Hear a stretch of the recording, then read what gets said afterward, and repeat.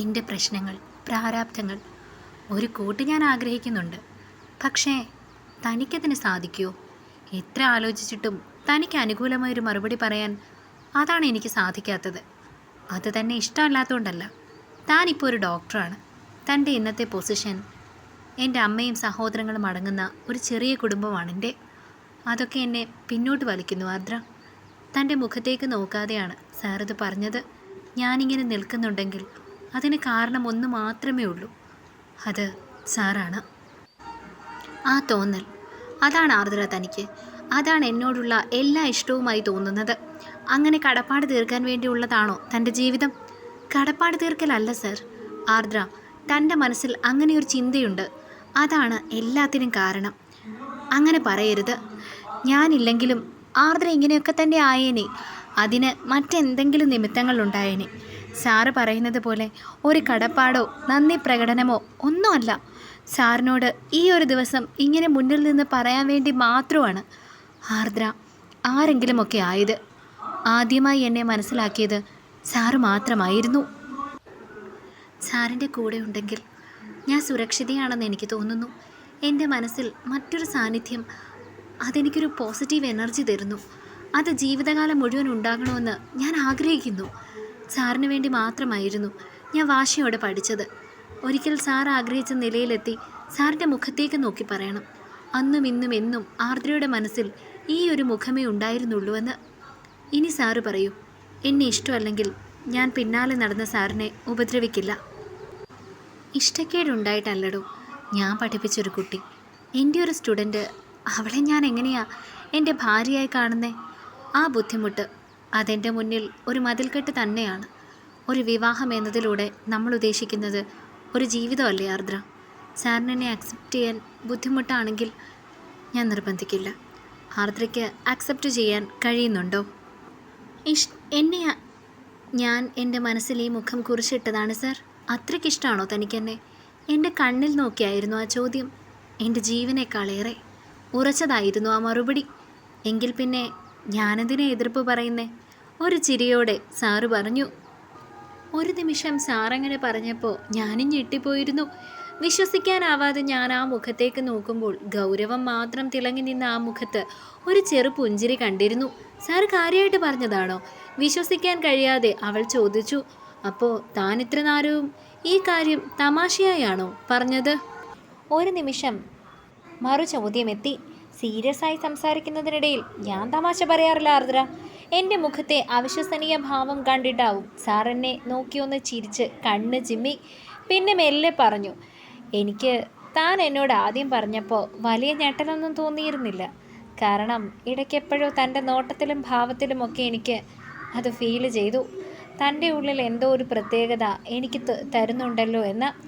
അതിൻ്റെ നിറം ഇതാണോ എന്ന് എനിക്ക് ഉറപ്പുണ്ടായിരുന്നില്ല, പക്ഷേ സംശയമുണ്ടായിരുന്നു. എപ്പോൾ? ആകാംക്ഷയോടെ ചോദിച്ചു. അന്ന് ആ രാത്രി എൻ്റെ നെഞ്ചിൽ ചേർന്ന് നിന്ന് ആർദ്ര പറഞ്ഞില്ലേ, ഈ ലോകത്തിൽ തനിക്ക് ഏറ്റവും വിശ്വാസമുള്ളത് എന്നെ മാത്രമാണെന്ന്. ആ ഒരു വാക്കിലുണ്ടായിരുന്നു തൻ്റെ മനസ്സ്, അതിലെനിക്കുള്ള സ്ഥാനം എന്താണെന്ന് ഞാൻ അടിവരയിട്ട് ഉറപ്പിച്ചതാണ്. പിന്നെ തന്നോടൊരു അകലം പാലിക്കണമെന്ന് എനിക്കുണ്ടായിരുന്നു. പക്ഷേ പെട്ടെന്നുള്ള എൻ്റെ അകൽച്ച കൂടി തന്നെ പാടെ തകർക്കാൻ കെൽപ്പുള്ളതാണെന്ന് തോന്നി. പക്വതയെത്താത്തൊരു പെൺകുട്ടിയുടെ ചിന്തകളായി തന്നെ ഞാനത് കണ്ടു. തൻ്റെ മനസ്സിൽ എൻ്റെ ഭാഗത്തു നിന്നും ഉണ്ടാവരുതെന്ന് ഞാൻ ആഗ്രഹിച്ചു. തൻ്റെ മനസ്സിൽ മോഹത്തിൻ്റെ വിത്ത് പാകുന്ന ഒരു രീതിയിലുള്ള കാര്യങ്ങളും. പിന്നെ വിഭജിക ടീച്ചറിൻ്റെ കാര്യം വന്നപ്പോൾ കരച്ചിലുള്ളിലൊതുക്കി താൻ പറഞ്ഞ വാക്കുകൾ എൻ്റെ സംശയം ബലപ്പെടുത്തുന്നത് തന്നെയായിരുന്നു. എല്ലാത്തിലുമുപരി ഞാനൊരു പുരുഷനല്ലേ. ഒരാൾ നമ്മളെ നോക്കുമ്പോൾ, നമ്മളോട് ഇടപെടുമ്പോൾ, നമ്മളോട് സംസാരിക്കുന്ന വാക്കുകളിലൊക്കെ നമുക്ക് മനസ്സിലാക്കാൻ സാധിക്കില്ലേ ഇയാൾക്ക് നമ്മളോടുള്ള ഫീലിംഗ്? ഉള്ളിൽ അങ്ങനെ ഒരു മോഹം തോന്നിയിട്ടും ഒരിക്കൽ പോലും അത് പ്രകടിപ്പിക്കാതെ എന്നോടത് മറച്ചു വെച്ച തന്നോട് എനിക്ക് ബഹുമാനവും തോന്നിയിരുന്നു. തൻ്റെ പക്വമായ മനസ്സിനെ ഞാൻ ബഹുമാനിച്ചിരുന്നു. അന്ന് താൻ എന്നോട് തുറന്നു പറയുമെന്ന് ഞാൻ ഒട്ടും പ്രതീക്ഷിച്ചില്ല. അതിൻ്റെ ഒരു ഞെട്ടൽ മാത്രമേ എനിക്ക് ആ നിമിഷമുണ്ടായിരുന്നുള്ളൂ. പിന്നെ വിവാഹം കഴിക്കാതിരുന്നത് ഞാൻ ആർദ്രയെ കാത്തിരുന്നതല്ലെന്ന് പറയാൻ പറ്റുന്നില്ല. എൻ്റെ മനസ്സിൽ ഇപ്പോഴും ഞാൻ ഉണ്ടോ എന്ന് അറിയണമെന്ന് എനിക്കുണ്ടായിരുന്നു. പിന്നെ ഇക്കാലത്തിനിടയിൽ എനിക്ക് പറ്റുന്നൊരിണയെ ഞാൻ എവിടെ നിന്നും കണ്ടതുമില്ല. എല്ലാത്തിനും അതിൻ്റേതായ സമയമുണ്ടെന്ന് വിശ്വസിക്കുന്ന വ്യക്തിയാണ് ഞാൻ. ഇത്രയും ഗാഢമായി തൻ്റെ മനസ്സിൽ ഞാനുണ്ടെങ്കിൽ, ഇത്രയും വർഷം കഴിഞ്ഞിട്ടും അതിനൊട്ടും മങ്ങലേറ്റിട്ടില്ലെങ്കിൽ, ആ ഒരു സ്നേഹം ഞാൻ കാണാതെ പോകുന്നതും തെറ്റല്ലേ? സാറിന് ഇതൊക്കെ അറിയാമായിരുന്നു എന്ന് എനിക്കറിയില്ലായിരുന്നു. അത്ഭുതത്താൽ ആ മിഴികൾ വിടർന്നു. അറിയാം, തൻ്റെ ഓരോ ചലനങ്ങളും എനിക്ക് മനസ്സിലാകുന്നുണ്ടായിരുന്നു. എപ്പോഴാണ് തനിക്ക് എന്നോടുള്ള ഇഷ്ടം തോന്നി തുടങ്ങിയതെന്ന് പോലും എനിക്കറിയാം. അതുവരെ തൻ്റെ കണ്ണിൽ ഒരു അധ്യാപകനോടുള്ള ബഹുമാനവും സ്നേഹവുമായിരുന്നു. പിന്നീട് തൻ്റെ കണ്ണുകൾ ഒരിക്കൽ പോലും എനിക്ക് നേരെ നീണ്ടില്ല.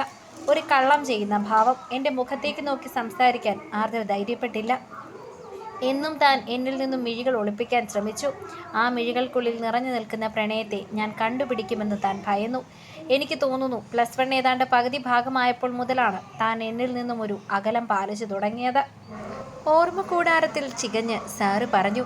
എത്ര കൃത്യമായാണ് സാറ് കാര്യങ്ങൾ ഓർമ്മിക്കുന്നത്, അക്കമിട്ട് നിരത്തി എന്നതുപോലെ. എന്നിട്ടും ഒരിക്കൽ പോലും സാർ എന്നോട് ചോദിച്ചില്ലല്ലോ ഈ കാര്യത്തെപ്പറ്റി. ഉപദേശിക്കാൻ വേണ്ടി പോലും വന്നില്ല. ഞാൻ ആ സമയത്ത് ഉപദേശിച്ചിരുന്നെങ്കിൽ ആർദ്ര എന്നോടുള്ള ഇഷ്ടം മറക്കുമായിരുന്നോ? ഒരിക്കലുമില്ല.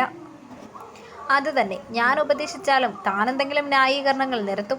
പിന്നെ എന്നെ ഒന്ന് ഫേസ് ചെയ്യാൻ പോലും തനിക്ക് ബുദ്ധിമുട്ടായിരിക്കും. എന്നെ സംബന്ധിച്ചിടത്തോളം ഒരു നല്ല സ്റ്റുഡൻ്റ് ആയിരുന്നു താൻ. എന്നോട് നല്ല സൗഹൃദം കാത്തു സൂക്ഷിക്കുന്ന ഒരു വ്യക്തി. അതുകൊണ്ട് തന്നെ അത് നഷ്ടപ്പെടുത്താൻ ഞാൻ ആഗ്രഹിച്ചില്ല. ഈ ഒരു കാര്യം സംസാരിക്കാനുള്ള വേദിയും പ്രായവുമല്ല തനിക്കെന്ന് തോന്നി. താൻ മെച്യൂർഡ് ആകുമ്പോൾ ഇതൊക്കെ മറക്കുമെന്ന് ഞാൻ വിശ്വസിച്ചു. അല്ലെങ്കിൽ ഒരു നിമിഷം സാറൊന്ന് നിർത്തി. അല്ലെങ്കിൽ ആ മുഖത്തേക്ക് നോക്കി അത് ചോദിക്കുമ്പോൾ അവളിലും ആകാംക്ഷയായിരുന്നു. അല്ലെങ്കിൽ എന്താ, ഇതുപോലെ ഇങ്ങനെ വന്ന് പറയുമോ എന്ന് നോക്കാമെന്ന് കരുതി. ഈ വർഷങ്ങളിൽ എപ്പോഴെങ്കിലും സാറിന് എന്നോട് ഇഷ്ടം തോന്നിയിട്ടുണ്ടോ? എനിക്ക് ഈ നിമിഷം വരെ ആർദ്രയോടുള്ള ഇഷ്ടത്തിന് ഒട്ടും മാറ്റു കുറഞ്ഞിട്ടില്ല. ഒരുപാട് എനിക്ക് തന്നെ ഇഷ്ടമാണ്. ഇഷ്ടത്തിന് പക്ഷേ പ്രണയമെന്നുള്ള അർത്ഥം മാത്രമല്ല. അവസാന വരികൾ അവളിലൊരു നോവുണർത്തി. അപ്പോൾ എന്നോട് പ്രണയമില്ലെന്നാണോ? സാറൊന്ന് പരിങ്ങയോ? അങ്ങനെ താൻ ചോദിച്ചാൽ ഒരു വ്യക്തമായ മറുപടി എനിക്കില്ല. താൻ എന്നോട് തുറന്നു പറഞ്ഞ നിമിഷം മുതൽ ഈ നിമിഷം വരെ ഞാൻ എന്നോട് ചോദിച്ചുകൊണ്ടിരിക്കുന്ന ഒരു ചോദ്യമാണത്. അതിന് എനിക്ക് പോലും ഉത്തരം കിട്ടിയിട്ടില്ല. പിന്നെ ഞാൻ എങ്ങനെയാണ് തന്നോടൊരു മറുപടി പറയുന്നത്? ഇഷ്ടമായിരിക്കും. ഏതൊക്കെയോ സമയങ്ങളിൽ ഞാനും തന്നെപ്പറ്റി ചിന്തിക്കാറുണ്ടായിരുന്നു. എന്നിൽ നിന്നും അകന്നു പോയിട്ട് താൻ എന്നെ വിളിച്ചില്ലല്ലോ എന്ന് പരിഭവിക്കാറുണ്ടായിരുന്നു. ചില ദിവസങ്ങളിൽ തൻ്റെ ഫോൺ കോളിന് വേണ്ടി ഞാൻ ആഗ്രഹിക്കാറുണ്ടായിരുന്നു. തിരിച്ചു വിളിക്കാൻ എന്തോ അഭിമാനം അനുവദിച്ചില്ല. അല്ലെങ്കിൽ താൻ എൻ്റെ ഒരു സ്റ്റുഡൻ്റ് ആണെന്നുള്ള ആ ഒരു മതിൽക്കെട്ട് എന്നെ പിന്നോട്ട് വലിച്ചിരിക്കാം. എങ്കിലും എപ്പോഴൊക്കെയോ ആഗ്രഹിച്ചിരുന്നു ഞാൻ, താൻ ഒരിക്കൽ കൂടി എൻ്റെ അരികിൽ വന്നിരുന്നെങ്കിലെന്ന്, സംസാരിച്ചിരുന്നെങ്കിൽ. അതിൻ്റെ അർത്ഥം പ്രണയമാണോ എന്ന് എനിക്കറിയില്ല. പക്ഷെ ആർദ്ര ഇഷ്ടം പറഞ്ഞ നിമിഷം മുതൽ എൻ്റെ സ്വപ്നങ്ങളിൽ എവിടെയൊക്കെയോ തെളിമയോടെ അല്ലെങ്കിലും ആർദ്രയുടെ രൂപവുമുണ്ട്. ഇടയ്ക്ക് ഒറ്റയ്ക്കാകുന്ന വേളകളിൽ ഞാൻ ആഗ്രഹിക്കാറുണ്ട് തൻ്റെ സാന്നിധ്യം. അതിൻ്റെ പേര് പ്രണയമെന്നാണോ എന്ന് എനിക്കറിയില്ല. എൻ്റെ ജീവിത പ്രശ്നങ്ങൾക്കും പ്രാരാബ്ധങ്ങൾക്കും ഇടയിൽ ഒരു പ്രണയത്തിനുള്ള അവസരം എനിക്കുണ്ടായിട്ടില്ല. ആദ്യമായിട്ടാണ്. എങ്കിലും എൻ്റെ മുഖത്തേക്ക് നോക്കി ജീവന തുല്യം സ്നേഹിക്കുന്നു എന്ന് പറഞ്ഞ പെൺകുട്ടി താനായിരുന്നു. തുടരും. അടുത്ത ഭാഗങ്ങൾക്ക് വേണ്ടി ചാനൽ ഒന്ന് സബ്സ്ക്രൈബ് ചെയ്യാൻ മറക്കല്ലേ.